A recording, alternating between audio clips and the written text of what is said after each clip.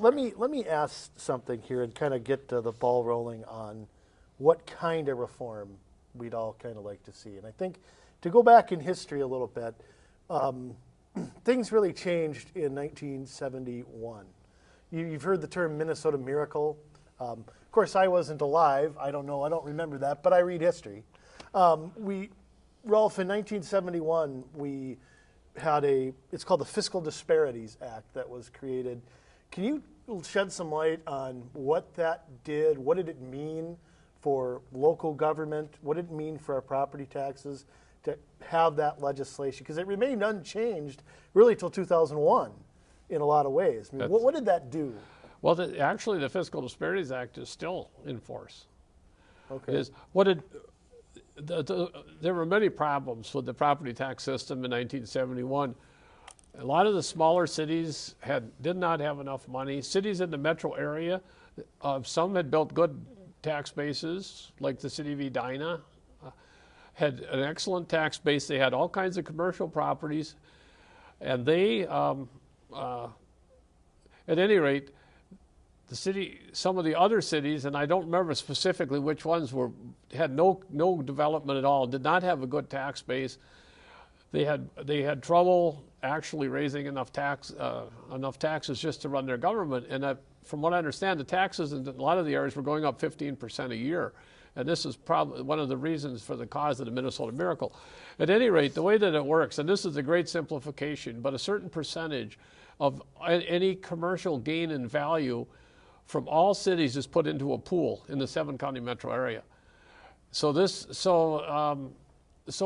whether you have new development or you have inflationary growth, a percentage of this is put into this pool, and then there's a formula, very complex, like most of these formulas are, that determines who gets the distribution from this. And the cities that don't have the commercial growth or the commercial base actually get more.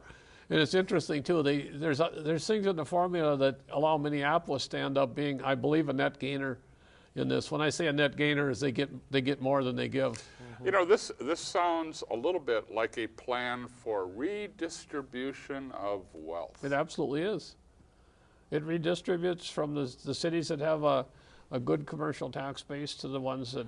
So the cities that did things right and built their tax base actually suffer and pass money on to those that maybe were less diligent about building their tax base. That's correct. Yeah. Well, and the other thing comes down to, I've heard a lot of talk about, well, we've got to fund the necessities of local government, which are often police, fire, public works, that kind of thing. But, you know, I see cities, and I'm not going to mention any names, who are receiving local government aid, make the case all the time that they don't have money for this, they don't have money for that, yet they're building an amphitheater, they're building a pool, they're building a dog park, fountains. They're building a new community center. And I mean, redefining the word need is something I don't think we've really done since 1971, largely, because it's not based on that.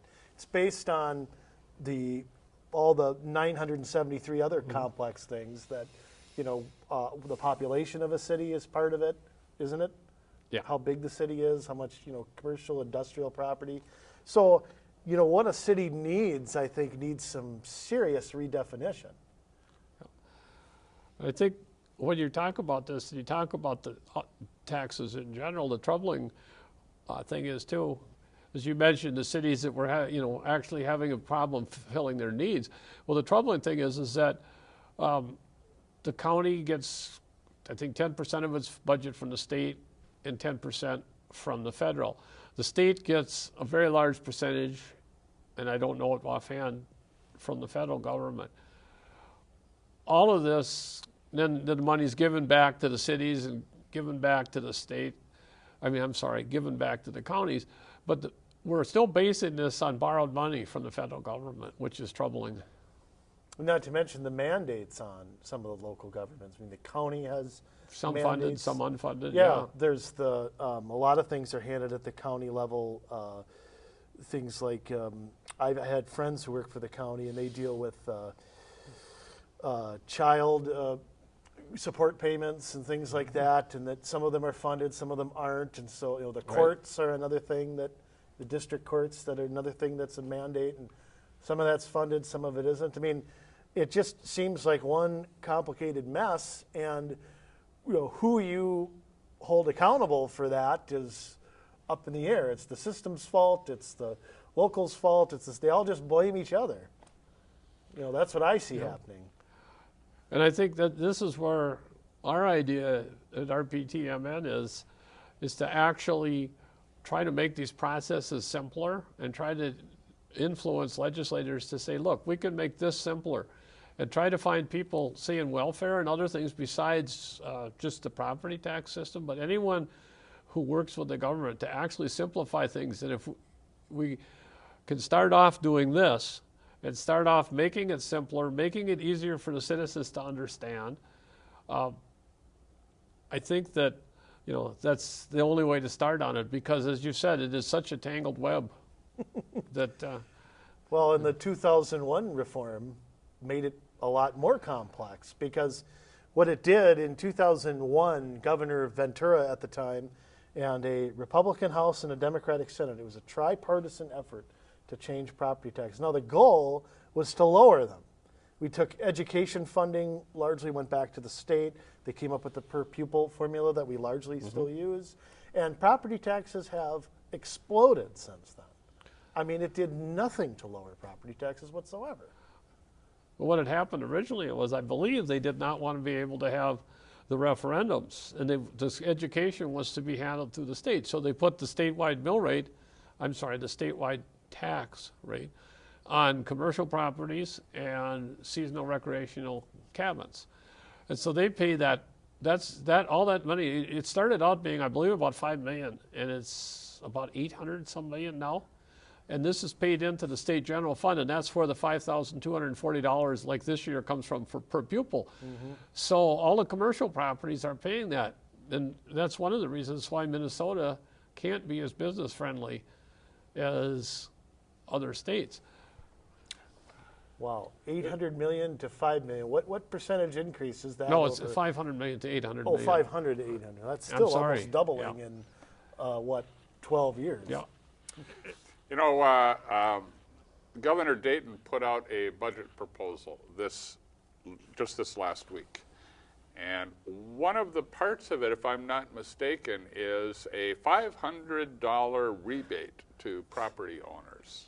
Up to, I think. Up to, yeah, right. Yeah, it's not just a flat $500. Do you see that as a step in the right direction, or what's your take on that proposal? I think that obviously it would make some people happy just to get money back. It seems like you're collecting it and then you're turning around and giving back is a little bit of extra work. But I mean, the governor talked about the need for reform and wanting to have property tax reform, and this is actually, I would just say, it's what it is. It's property tax refund. So it's a temporary help to people, but it really doesn't change the system at all. Right. Right, and here's the other thing that I worry about. If I'm in city government and I see that everybody's getting $300, $400, $500 back in, quote, free money, I mean, I know it's not free, but is that a license for me to start raising my spending? Because if I raise my spending and they're getting a rebate, dollar for dollar, a person is going to still see less in their property taxes. So I worry it's going to be a green light for, I know some school districts are a little limited on their local levies of referendums. Counties and cities aren't. I mean, the levy limits from the Pawlenty era are gone now, I think. Right. Yeah, I think they were gone a year or two ago. So are they going to see that as, okay, you're getting a $500 rebate, so if I raise property taxes $100 on every property, you're going to see a net gain in that. Right. But I'm growing the size of government, and we all know how hard that is to unravel once we start growing. Virtually impossible. Well, so that's what I worry about, is that you're just transferring the cost from the local property owner onto the state taxpayer.